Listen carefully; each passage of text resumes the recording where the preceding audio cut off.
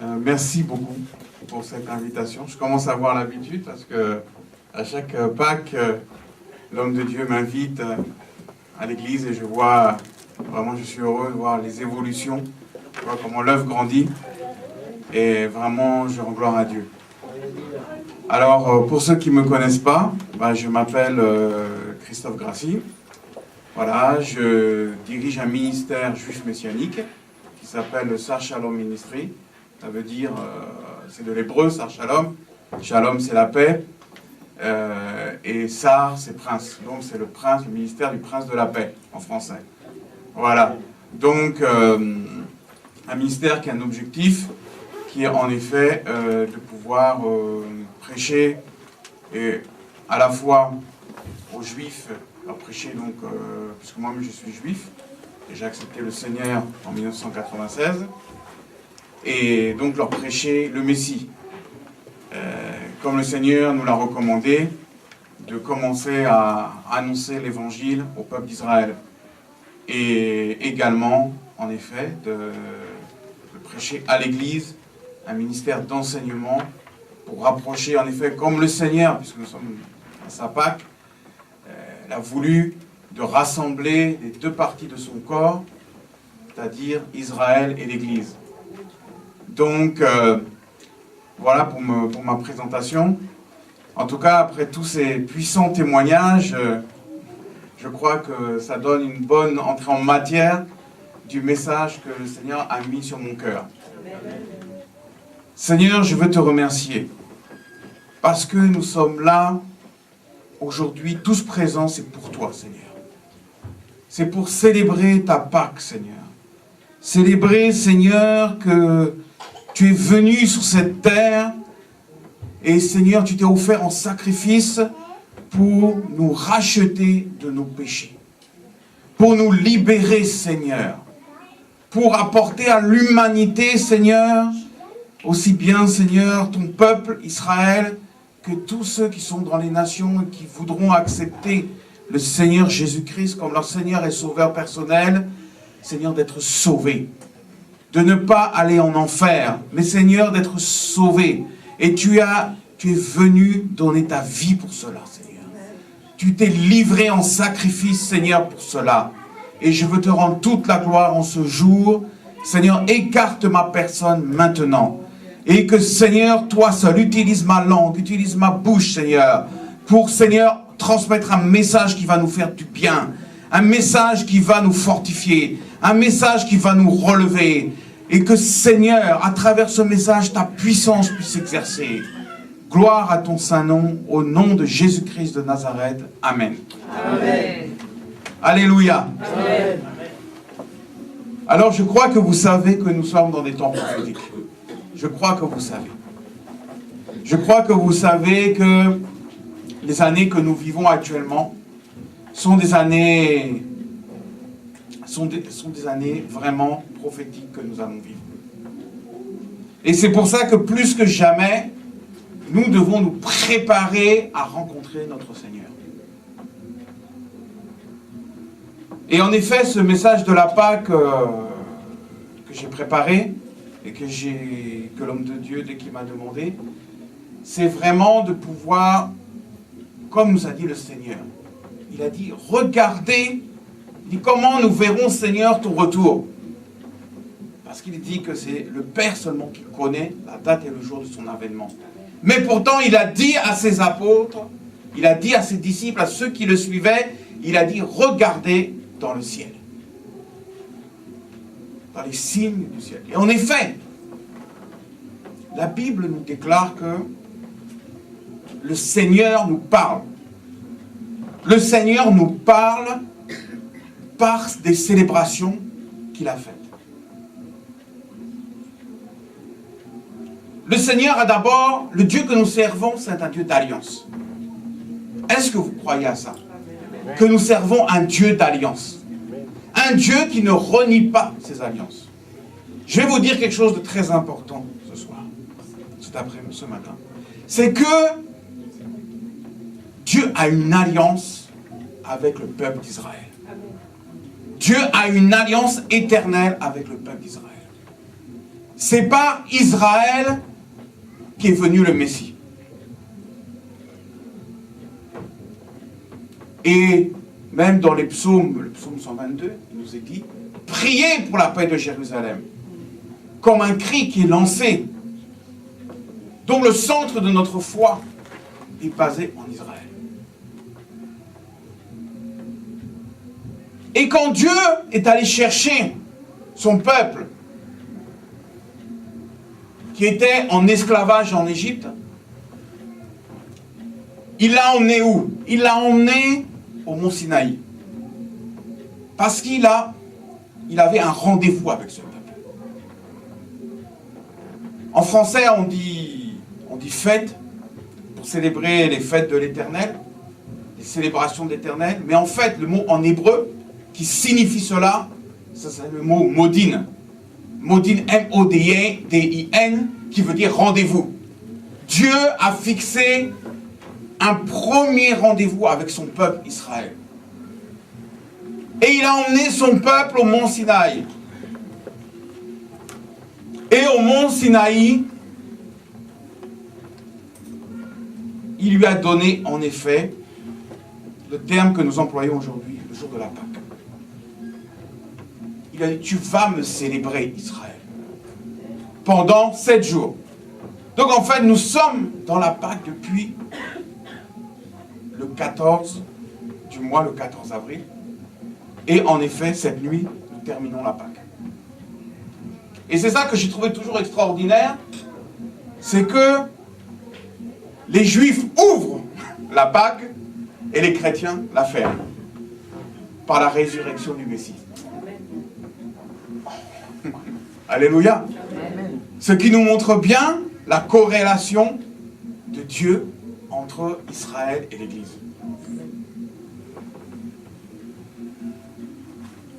Ça veut dire que Jésus, notre Messie, Yeshua, notre Pâque, c'est lui qui ferme. C'est lui qui clôture les choses. C'est lui l'accomplissement. Et donc, Dieu a révélé que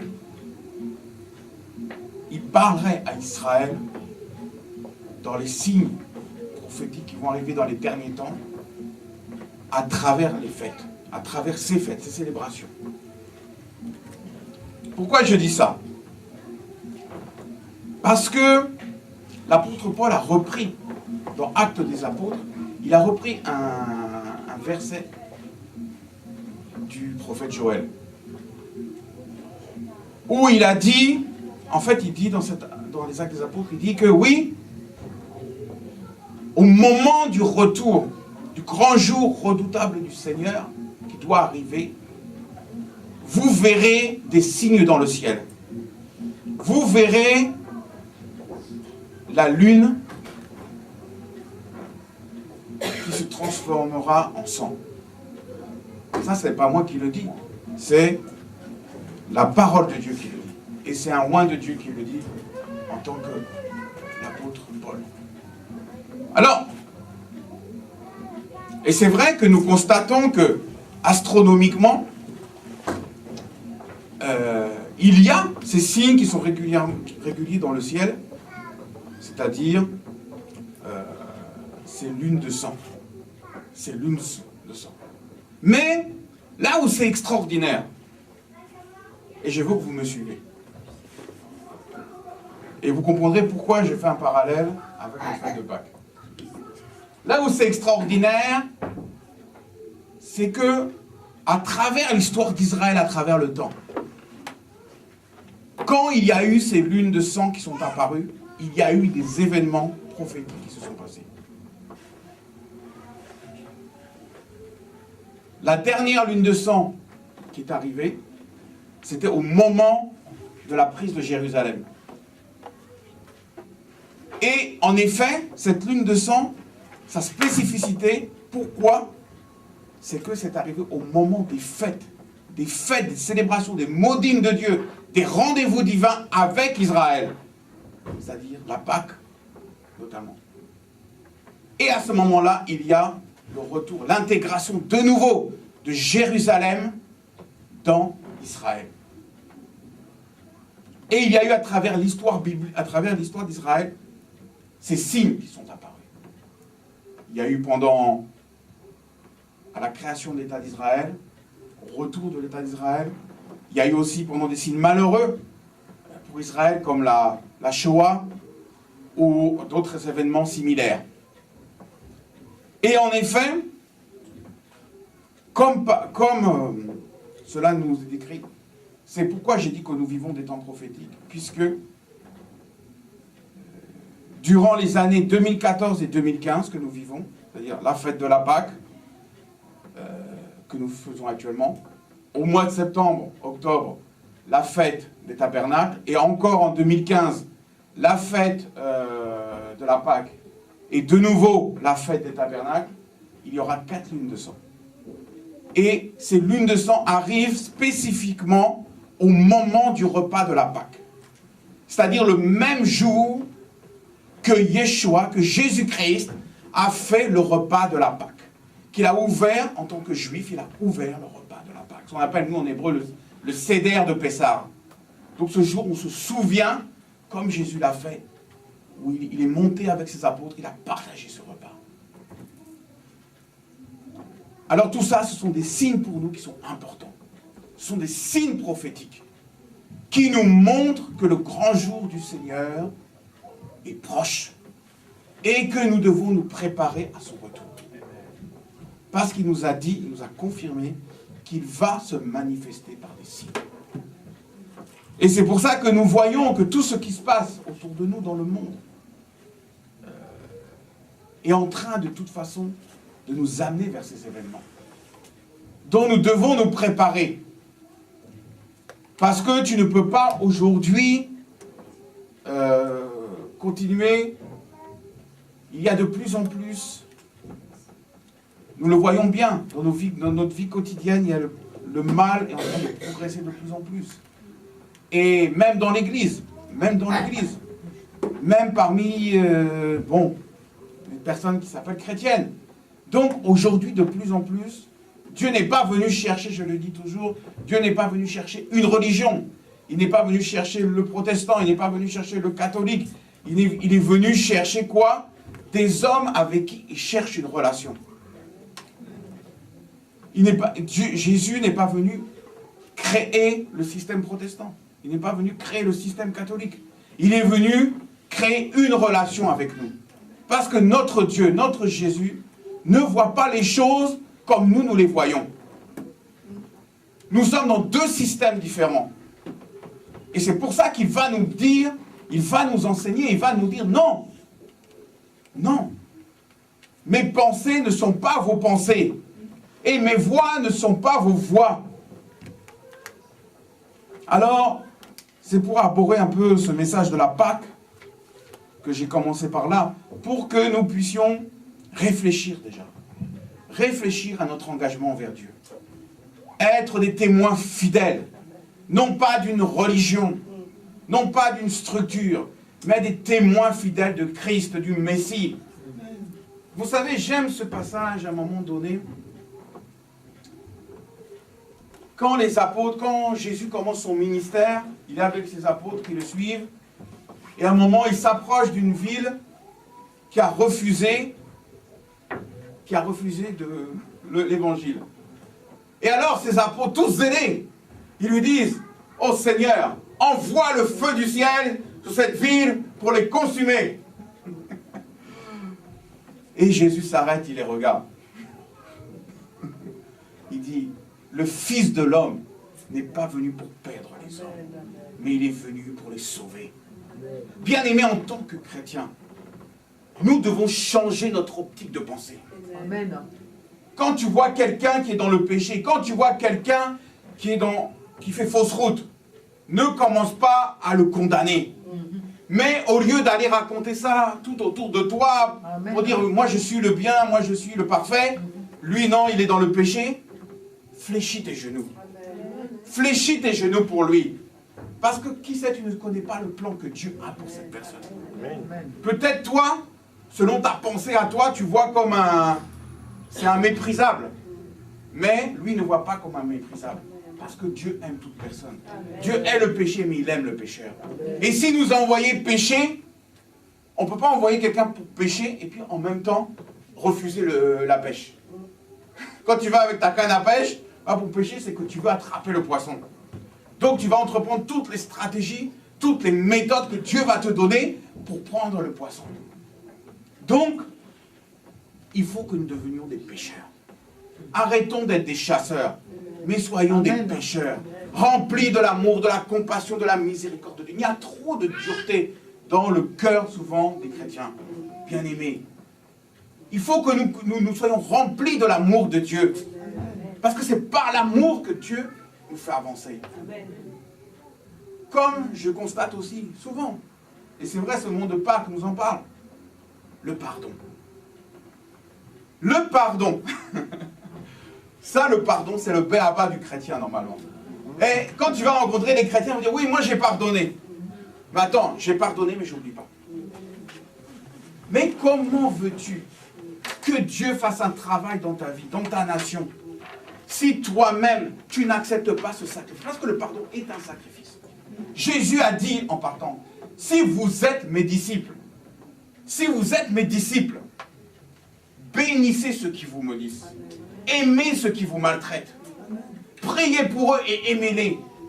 Parce que la force de l'amour de Dieu, la force du pardon, c'est une puissance qui libère. C'est une puissance qui ouvre un chemin. Nous avons tous, il n'y a pas une personne qui ne peut pas dire qu'il n'a pas connu, qu'il a enfermé des gens dans son cœur, qu'il n'a pas pardonné. Tous nous sommes passés par là. Mais le plus important, c'est de suivre le passage de Christ. Qui, sur la croix, devant les rabbins qui venaient encore le maltraiter, il a dit, Père, pardonne-leur, ils ne savent pas ce qu'ils font. Libère ton cœur aujourd'hui, libère les gens que tu emprisonnes. Parce que c'est ça aussi qui t'empêche des bénédictions dans ta vie. Amen. Moi, je te le dis, le non-pardon bloque beaucoup de choses. Bloque la vie, bloque des bénédictions, bloque... Même, ça a été prouvé que les gens qui refusent de pardonner, vivent moins longtemps que les autres. Ah oui. Ah oui. Et que ça crée même des maladies opportunistes qui arrivent dans le corps. Mais quand demain tu vas voir, tu vas commencer à rentrer dans le chemin de Dieu, le pardon. Tu vas commencer à pardonner, à aimer, à regarder l'autre différemment, avec le regard de Dieu. Amen. Tu vas voir comment une puissance va se dégénérer, va arriver dans ta vie, dans ta famille, auprès de toi, dans ton église, dans ta nation. Le pardon est une puissance qui libère. Amen. Alors, nous, à qui Dieu nous a donné cette maturité de pouvoir pardonner, en même temps que tu pardonnes, tu permets à l'autre, même si l'autre ne veut pas te pardonner, c'est lui maintenant qui a son problème avec Dieu. Amen. Le problème n'est plus sur toi, il est sur lui. Amen. Et c'est lui qui alors, même si tu as raison, tu le pardonnes. Et tu l'aimes. Parce que peut-être qu'il n'a pas la force de comprendre le pardon. Et quand il va, à ce moment-là, que tu vas faire cette action de prier pour lui, de l'aimer, tu vas lui tendre la main, c'est à ce moment-là que tu vas voir que lui-même va être, Dieu va commencer à le toucher. Le pardon est une chaîne. Mais le pardon ne s'arrête pas à dire, parce que moi je ne suis pas d'accord avec ça, dire non, mais attends, il faut qu'on ait un temps pour pardonner, il faut qu'on ait un temps pour oublier. Non, mais qu'est-ce que ça veut dire? Non, mais c'est se moquer du monde. Excusez-moi. Si Dieu te disait, oui, écoute, moi, il me faut un temps pour oublier tes péchés. Ah oui, alors qu'aujourd'hui, Dieu a dit qu'il a oublié tous tes fautes, tous tes péchés. Et nous, il a dit que le disciple n'est pas plus grand que le maître. Il doit suivre son maître. Il doit suivre son maître. Et si son maître nous a dit, notre maître, Yeshua, Jésus-Christ, nous a dit, nous devons passer par le pardon. Et le pardon est aussi un sacrifice personnel. Sur notre chair. Sur notre chair. C'est facile d'aimer avec tous ceux qu'on a l'habitude d'être. Mais aimer quelqu'un qui toujours est là, constamment, à te maltraiter, à te murmurer, à te faire du mal, c'est vrai, c'est dur. Mais pourtant, c'est un sacrifice que Dieu nous demande. Parce que lui aussi, il est la création de Dieu. Et nous devons aussi l'aider, par notre amour, à emprunter ce passage, à emprunter ce chemin. Alors, je vais juste vous lire deux passages dans Ésaïe 53, verset 1 à 12. D'abord le verset 5, que je vais lire. Mais il était blessé pour nos péchés, brisé pour nos iniquités. Le châtiment qui nous donne la paix est tombé sur lui, et c'est par ses meurtrissures que nous sommes guéris. Amen. Amen. Et maintenant le verset 10. Il a plu à l'Éternel de le briser par la souffrance, après avoir livré sa vie en sacrifice pour le péché. Il verra une postérité et prolongera ses jours, et l'œuvre de l'Éternel prospérera entre ses mains. Alléluia. Amen. Moi, j'aime ce passage qui dit « Et il a plu à l'Éternel de le briser par la souffrance. » La souffrance. Nous sommes donc dans ce calendrier biblique au jour de la fête de Pâques, puisque la Pâques a commencé le 14 avril et se termine ce soir. En hébreu, nous sommes dans le mois de Nissan. Le mois de Nissan, c'est le mois de la Pâque. Donc, tout comme au repas de la Pâque, Jésus-Christ a pris également les 4 coupes de vin qu'on prend lors du repas de la Pâque chez les Juifs. Chez les Juifs, il y a on s'assoit, on mange ensemble, et on prend notamment un plat avec des herbes amères qui nous rappellent la captivité en Égypte, et 4 coupes de vin qui nous rappellent quoi? Qui nous rappellent les coupes de délivrance. Puisque ça représente le sang des agneaux qui avaient été sacrifiés pour mettre autour de la porte de la maison, pour que quand l'ange destructeur allait venir, qu'il épargne la maison des Hébreux, lorsque l'Éternel est allé prendre les premiers-nés de l'Égypte. Donc, ce sont des coupes de délivrance que Jésus a pris. Il a pris ces 4 coupes de vin. Comme il a dit, j'ai désiré ardemment manger ce repas avec vous, ce dernier repas avec vous.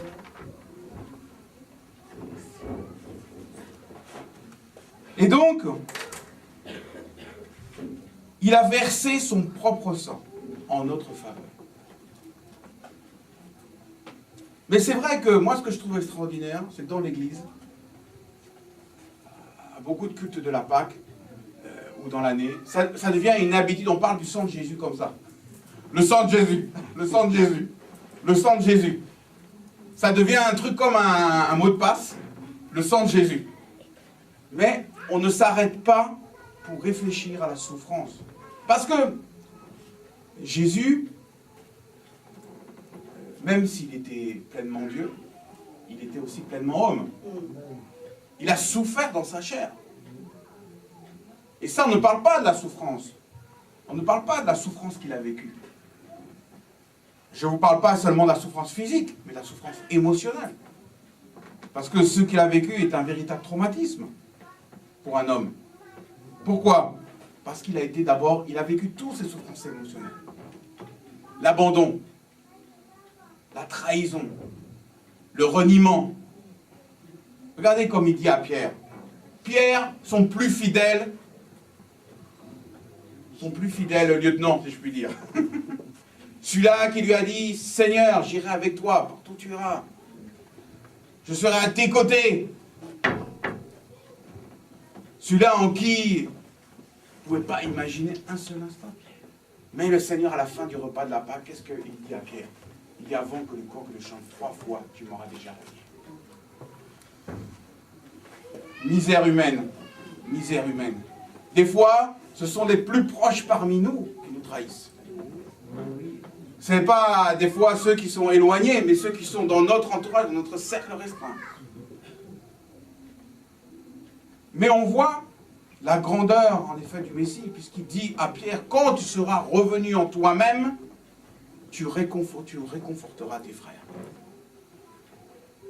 Et en effet, comment on pouvait imaginer ça?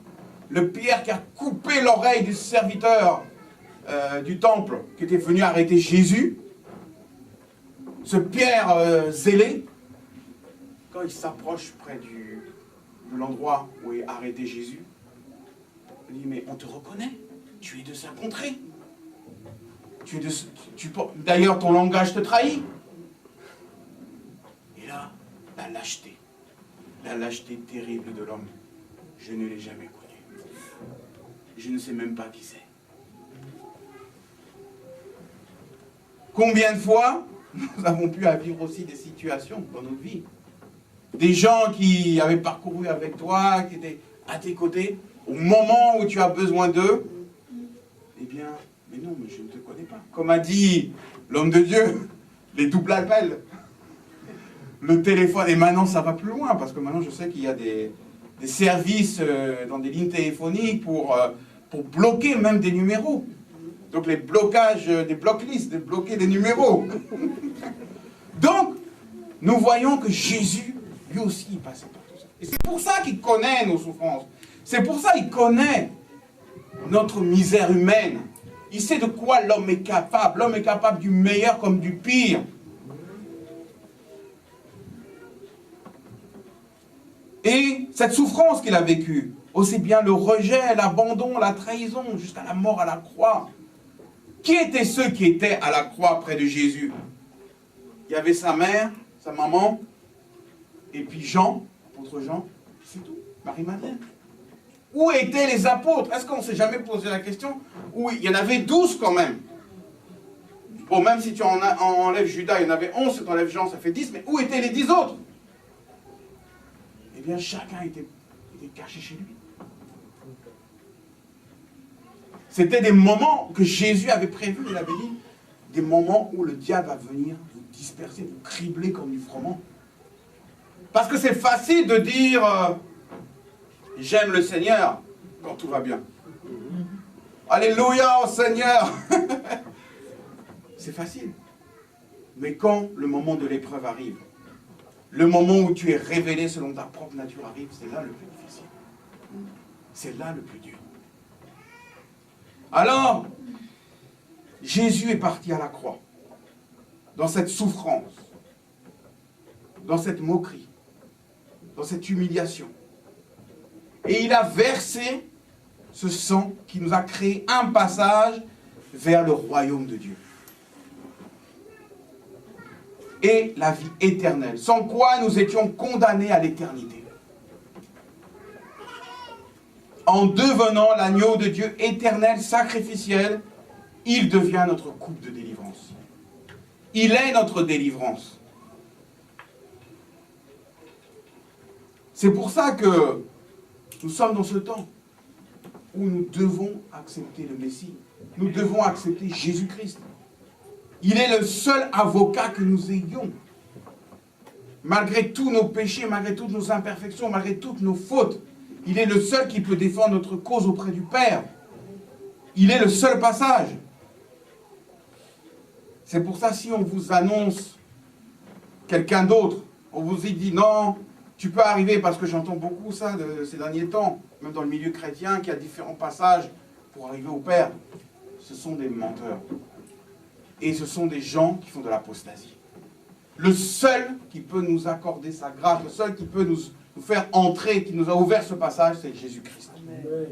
Il n'a pas un autre. C'est ainsi que se fait la Pâque. Mais nous qui sommes entrés dans la nouvelle alliance, pendant ce temps de la Pâque, nous célébrons le sacrifice du Messie. Il a été sacrifié pour nos péchés, brisé pour nos iniquités. Et, comme lui-même, notre Sauveur nous l'a annoncé, le temple de Jérusalem, où était sacrifié l'agneau pascal chaque année, dans le Saint des Saints, par le souverain sacrificateur, c'est-à-dire en hébreu, on dit Kohen Agadol. Peut-être vous avez entendu des noms de juifs, c'est Kohen. Voilà. Et après Agadol, ça veut dire souverain sacrificateur. Sacrificateur, c'est Cohen. Les gens qui s'appellent Cohen, C-O-H-E-N, c'est qu'ils ont des ancêtres sacrificateurs. Et Agadol, c'est la souveraineté. Donc, le souverain sacrificateur entrait chaque année dans le Saint des Saints avec l'agneau pascal pour quoi? Pour pardonner les péchés du peuple. Et il devait même pas, il devait faire attention parce qu'il y avait une petite corde qui le reliait. Et si lui-même, pour apporter le sang, l'aspergeait dans l'arche de l'Alliance, et si lui-même tombait ou quelque chose comme ça, il pouvait mourir. Donc, c'était par une petite clochette qui était là sur lui, qui faisait faire cette clochette, on voyait s'il était encore en vie. Parce que c'était pour vous montrer l'aspersion du sang pour la libération des péchés. Eh bien, de quelle façon c'était très important pour le Seigneur, pour le pardon des péchés du peuple. Mais Yeshua a annoncé que le temple serait détruit. Et ce fut le cas en l'an 70 de notre ère, par les armées romaines, où près de 1 million de Juifs furent anéantis, déportés dans les nations, partout dans le monde, en Europe, en Asie, en Afrique, déracinés de la terre d'Israël. On est venu les prendre de leur maison, on les a enlevés. Et c'est ce que Jésus avait annoncé. Il dit, je pleure sur toi, Jérusalem. Je pleure. Quand les mamans étaient là et qu'elles l'accompagnaient et qu'elles pleuraient pour lui, elle dit, ne pleurez pas pour moi, mais je pleure pour vous, je pleure pour Jérusalem de ce qui va arriver. Et d'ailleurs, si je ne sais pas si certaines personnes ont été déjà en Israël, mais si vous allez en Israël, il y a ça a visité aussi, il y a le rocher, la roche de Masada, où tout en haut, des Juifs s'étaient réfugiés contre les Romains pour lutter, et qui s'étaient même suicidés, puisqu'ils refusaient de se rendre. Donc, on voit à ce moment-là qu'il n'y a plus de temple. Le temple étant le lieu où Dieu se manifestait. À partir du moment où Jésus a été sacrifié, le temple, pour un certain temps, n'avait plus de raison d'exister, puisque maintenant, le sacrifice passait par l'agneau pascal. C'était lui qui était devenu l'agneau. C'était plus l'animal. Donc aujourd'hui, si vous entendez des gens qui ont encore, même des chrétiens, oui, on fait des sacrifices d'animaux, ce n'est pas biblique. C'est anti-biblique. C'est de l'apostasie. Parce que nous, notre agneau, c'est Jésus-Christ. Et il a livré son sang pour la rémission de nos péchés. Et donc actuellement, les Juifs ne font plus de sacrifices dans le temple. Ce qui est prophétique. Quand ils se réunissent à table, ils prennent un os grillé qu'ils mettent en symbole de cet animal qui enlèverait leur péché. Mais ça, c'est parce qu'ils ne connaissent pas encore, ils n'ont pas encore la révélation du Messie. Mais, pour vous dire que le temple n'étant plus là, ils essayent toujours d'avoir cette situation, cette relation, mais qui n'est plus là. Parce que, en effet, Dieu n'est plus dans la... Où est-ce qu'il est? Où est-ce que la présence de Dieu se manifeste maintenant? Il se manifeste dans notre corps, en tant qu'enfant de Dieu, dès que nous acceptons Jésus-Christ. C'est-à-dire, nous sommes le temple du Saint-Esprit. Donc la présence de Dieu, la Shekinah de Dieu n'est plus dans le temple qu'il avait fait, mais elle a été transposée par Jésus-Christ dans nos corps, à nous qui reconnaissons Jésus-Christ. Alléluia. Oui. Et donc dans la symbolique, Yeshua a été ce sacrifice ultime et a mis fin au sacrifice d'animaux. Il n'y a plus de sacrifice. Ce n'est pas un bouc qui peut t'enlever tes péchés. Ce n'est pas un bélier qui peut t'enlever tes péchés. C'est Jésus, il a livré, il est devenu cet agneau. En même temps qu'il est devenu le souverain sacrificateur, en même temps qu'il est notre avocat auprès du Père. C'est lui qui te défend auprès du Père, parce que le Père ne pouvait pas accepter. Dans sa justice éternelle, il ne pouvait pas nous accepter. Il ne pouvait pas. Donc, quand Jésus arrive, il y a ton dossier qui est là, qui est devant. Le Père dit non, je ne peux pas accepter. Regarde sa vie. Il dit, Seigneur, tu m'as dit que tu ne rejetterais aucune des brebis que tu m'as données. Et j'ai livré mon sang pour que soit sauvé.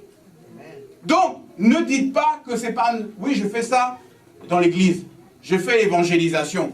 je distribue les prospectus, je prie 20 heures par jour. Ne dis pas c'est ça qui va te sauver. Non. Nous n'avons aucun mérite, je vous le dis. Même ceux qui prêchent, nous n'avons aucun mérite. Aucun. Quel est le seul mérite que nous avons? C'est d'accepter Jésus-Christ. C'est lui qui efface nos péchés. Au moment que nous entrons dans ce passage, Jésus, notre avocat, plaide notre cause auprès du Père. Il arrache les âmes à la perdition et il dit, Père, j'ai livré mon sang pour lui. Il ne regarde pas que tu as fait tant d'évangélisation, tant de délivrance. Non, non, non, non, non, non. Ne crois pas ça. Il sait que c'est par son sang que tu es sauvé. C'est-à-dire que c'est lui qui est souverain, c'est lui qui décide qui est sauvé, qui n'est pas sauvé. C'est lui qui a une décision éternelle de souveraineté. Parce que c'est lui qui connaît notre cœur. Et à partir de là, c'est pour ça qu'il va dire aux ouvriers, il va dire aux ouvriers de la dernière heure, qu'ils ont le même salaire que les premiers ouvriers. Il dit, mais Seigneur, nous allons faire ça, ça, ça, ça. Mais est-ce qu'on n'a pas ensemble négocié ce même prix? De quoi tu te plains? Je fais ce que je veux. Il dit, fais grâce à qui fait grâce. Amen. Donc aujourd'hui, il peut prendre quelqu'un qui peut-être, toi, te semble méprisable, il peut lui donner la même part dans son royaume que celui qui a prêché pendant 25 ans et voilà.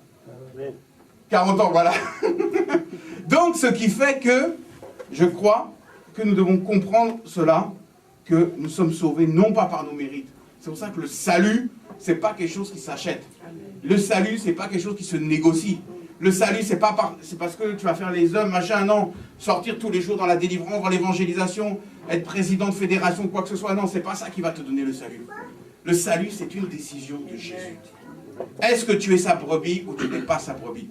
C'est entre toi et lui. Alors, Pâques, ce dimanche que nous sommes, dans cette fête chrétienne qui commémore la résurrection de Jésus-Christ, le 3e jour après le début de sa passion, c'est le jour le plus saint. Pâques, de l'hébreu Pessah, il passa par-dessus, ça veut dire en fait. D'où le mot passage que nous employons. D'ailleurs, en anglais, il y a 2 termes. Bon, on dit Pâques, Easter, mais il y a un autre terme qui est très intéressant en anglais, pour signifier Pâques, on dit Passover. Passover. P-A-2-S-O-V-E-R. Et ça veut dire quoi? Ça veut dire passer par-dessus. Nous n'avons pas ce terme en français, mais les Anglais, ils ont ce terme Passover. C'est-à-dire tu passes par-dessus pour arriver de l'autre côté. Alléluia. Et donc Pessah, la Pâque, c'est le nom de la fête juive, qui devient aussi la fête des chrétiens. D'après les évangiles, c'est pendant cette fête qu'eut lieu donc la résurrection de Jésus. C'est pourquoi le nom a été repris pour désigner la fête chrétienne. Mais aujourd'hui, tu demandes aux gens, moi je ne parle pas à vous bien-aimés qui connaissez tous les secrets de la Bible, mais aujourd'hui tu vas dans la rue, tu demandes aux gens, qu'est-ce que c'est Pâques pour eux? Les gens vont dire, mais c'est les œufs de Pâques. D'ailleurs, moi, quand ma fille elle est venue me voir, elle m'a dit, papa, tu m'as gardé mon œuf de Pâques? Mais voilà, les gens ne savent même plus à quoi correspond Pâques. Qu'est-ce qu'on fait à Pâques exactement? Donc nous avons un travail d'enseignement auprès des gens, de leur expliquer le sacrifice de Jésus. D'ailleurs, le mot hébreu donne en latin Pacha, P-A-C-S-C-H-A, dont dérive le mot français. Et donc, ces dates sont celles que nous vivons actuellement, donc de notre calendrier, qui suit le mouvement du soleil et le mouvement des saisons. Et elles sont basées sur aussi le calendrier lunaire, qui est fixé donc par le peuple juif, qui regarde en effet en fonction de la lune, puisque, en fait, pour ceux qui ne connaissent pas, quand Jésus a fêté la Pâque, les jours chez les Juifs commencent à 18h, jusqu'à 18h. Donc à la tombée de la nuit, jusqu'à l'autre tombée de la nuit. Alors que le calendrier dans lequel nous sommes, ça va de minuit à minuit. Donc c'est pas la même, voilà. Et eux se basent sur, en effet, ce calendrier lunaire pour fêter, en effet, les dates des fêtes. Alors, la meilleure identification que nous avons vue, c'est le chapitre 53 du prophète Ésaïe. Mais, comme nous l'avons vu, il était transpercé à cause de nos crimes, écrasé à cause de nos fautes. Le châtiment qui nous donne la paix est tombé sur lui. Et c'est par ses meurtrissures que nous sommes guéris. Nous étions tous errants comme des brebis, chacun suivant sa propre voie. Et l'Éternel a fait retomber sur lui la faute de nous tous. Il a été maltraité, il s'est humilié et n'a pas ouvert la bouche. Semblable à l'agneau qu'on mène à la boucherie, à une brebis muette devant ceux qui l'attendent, il n'a pas ouvert la bouche. Et l'autre jour, j'ai regardé comme ça un reportage sur les animaux qu'on emmène à l'abattoir. C'est poignant, parce que tu regardes à quel point la souffrance, le stress de l'animal, qui sait qu'il va être égorgé. Et j'ai dit, mais vraiment, Seigneur, dans le verset, on nous parle de la même configuration. C'est-à-dire, il a été mené comme une brebis à la boucherie. Voici ce qui nous avait été dit, ce qui nous est aussi dit dans Luc chapitre 1, versets 31 et 32, où il nous est dit, voici, en parlant quand l'ange s'adresse à Marie, voici tu deviendras enceinte, tu enfanteras un fils, et tu l'appelleras du nom de Jésus. Il sera grand et sera appelé fils du Très-Haut, et le Seigneur Dieu lui donnera le trône de David son père. C'est d'ailleurs à cause de cette seule affirmation qu'il sera crucifié. Dans Jean 19, verset 7, les Juifs lui répondirent, nous avons une loi, et selon la loi, il doit mourir parce qu'il s'est fait fils de Dieu. Le bélier que trouve Abraham devient donc l'agneau de Dieu. Le lendemain, il vit Jésus venir à lui et dit « Voici l'agneau de Dieu qui ôte le péché du monde. » Jean 1, verset 29.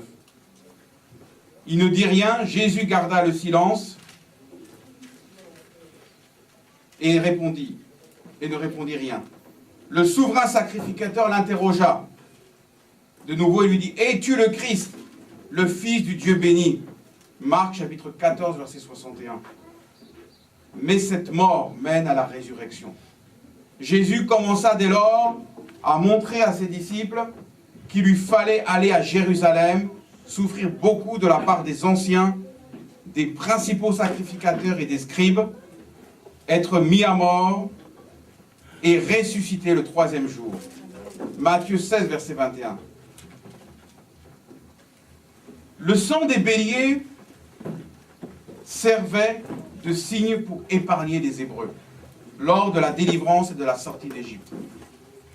Quand l'Éternel, dans Hébreu, il écrit ça dans Exode 12, verset 23, quand l'Éternel traversera l'Égypte pour frapper par-dessus la porte et ne laissera pas le destructeur, quand l'Éternel traversera l'Égypte pour frapper et qu'il verra le sang sur le linteau et sur les deux poteaux, l'Éternel passera par-dessus la porte et ne laissera pas le destructeur entrer dans vos maisons pour vous frapper. Ce même sang permet la relation avec Dieu via le Christ. C'est pourquoi, dans Hébreux 13, verset 12, il nous est dit, c'est pourquoi Jésus aussi, pour sanctifier le peuple, par son propre sang, a souffert hors de la porte. Jésus et ses disciples, tous juifs, ont donc naturellement fêté cet événement tout en lui donnant un sens profond.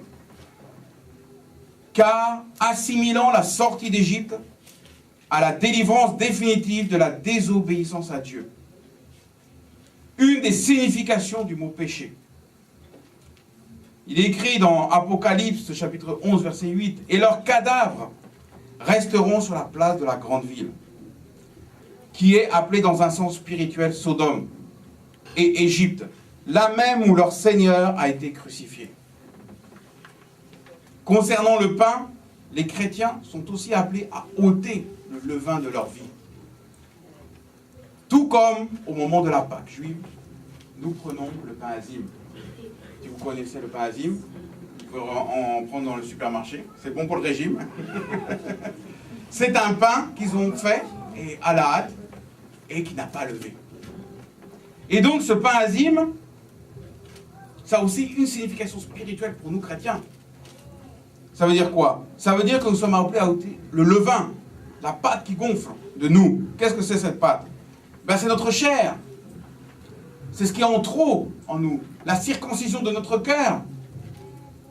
Dans l'évangile, cela prend une signification spirituelle. Cela est appelé dans la célébration. En effet, on nous demande d'enlever, comme les Juifs cherchent partout dans leur maison au moment de la Pâque, s'il n'y a pas de levain qui traîne. On appelle ça en hébreu le hametz. Ils cherchent partout. Il faut pas... Et s'ils en trouvent, ils en mettent dans des petites enveloppes, ils le font brûler après. Mais nous qui avons la révélation, nous savons que ce levain spirituel, c'est notre chair. Notre chair qui monte, qui se gonfle, et qui doit être brûlée, qui doit être anéantie. Parce qu'on ne peut pas servir Dieu, on ne peut pas être enfant de Dieu, et puis avoir le levain. Alléluia. Alors nous devons enlever ce levain de nous. Car le levain représente le péché.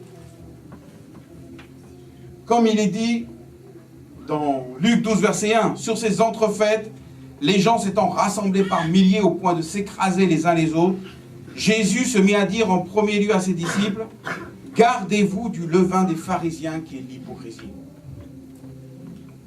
Ne devenons pas des religieux, ne devenons pas des hypocrites. Ou encore dans la lettre de Paul, « Il n'est pas beau votre sujet de gloire. Ne savez-vous pas qu'un peu de levain fait lever toute la pâte? Purifiez-vous du vieux levain, afin que vous soyez une pâte nouvelle, puisque vous êtes sans levain. Car Christ, notre Pâque, a été immolé. Célébrons donc la fête de la Pâque, non avec du vieux levain, ni avec un levain de perfidie, ni un levain de méchanceté, mais avec les pains sans levain de la sincérité de la vérité. » Alors, juste pour conclure, et ça c'est aussi un peu pour les enfants, nous allons aussi évoquer les œufs de Pâques. Est-ce que les œufs de Pâques sont bibliques? C'est un sujet qu'il faut évoquer, parce que partout, on nous propose des œufs de Pâques en chocolat. La tradition d'offrir des œufs remonterait à l'Antiquité. Déjà, les Égyptiens et les Romains offraient des œufs peints au printemps, car ils étaient le symbole de la vie, de la renaissance. Rien à voir avec ce que dit la Bible. On peut aussi penser que cette rationalisation du liturgique chez les premiers chrétiens, à la manière de l'œuf sur le repas pascal, que représente l'œuf qu'on appelle en hébreu Bessa sur le plat du repas pascal? Ça représente en fait la destruction du temple de Jérusalem. Donc, c'est un œuf qu'on met comme la représentation du temple de Jérusalem qui a été détruit. Donc, même si cette idée fut à l'origine de prendre sur l'exemple du repas de la Pâque, nous voyons toujours comment Satan, le monde romain, ont procédé pour faire pénétrer l'ivraie et le paganisme à l'intérieur du christianisme et de l'Église. Mélanger des dogmes bibliques avec des symboles païens. On prend l'œuf du repas de la Pâque que nous avons exposé, on prend l'histoire des œufs coloriés pour inventer l'histoire des œufs de Pâques. Nous devons donc être toujours comme des sentinelles afin de restaurer la vérité concernant la parole du Seigneur.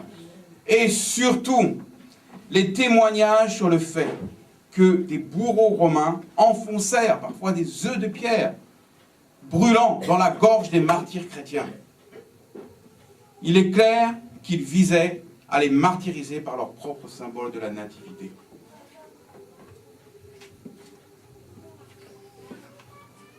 Alors oui, que pouvons-nous conclure de tout cela, nous voyons que ce message est clair. Jésus est notre Pâques. Il est l'agneau qui s'est donné afin que nous ayons la paix. Il est notre paix avec Dieu. Il nous a rachetés de la colère à venir. C'est pour cela qu'il est dit que quiconque prononcera le nom de Jésus-Christ sera sauvé. Amen. Et en effet, quand nous passerons devant Dieu le Père, Jésus-Christ revêtira l'habit du Kohen Agadol, du souverain sacrificateur qu'il est. Il est devenu et présentera devant le Père éternel le sacrifice de son sang, le sang de la Pâque à la croix. Pour toute personne qui a invoqué Jésus-Christ comme son Seigneur, comme son Sauveur personnel et qui a suivi Jésus. Concernant l'entrée dans le royaume, Jésus-Christ a les clés. Et lui seul détermine qui entre dans son royaume et qui n'entre pas. Lui seul, en tant qu'avocat auprès du Père, n'hésitez pas à faire appel à lui, parce qu'il est doux et humble de cœur. Et il va porter votre prière, a le pouvoir de convaincre le Père, de nous faire entrer dans le royaume. C'est pour cela qu'il nous est indispensable d'accepter Jésus-Christ comme notre Rédempteur. Sans quoi, une fois entrés au ciel, nous n'aurons aucun défenseur. Sans escompter sur sa seule souveraineté, de qui est sauvé, de qui ne l'est pas.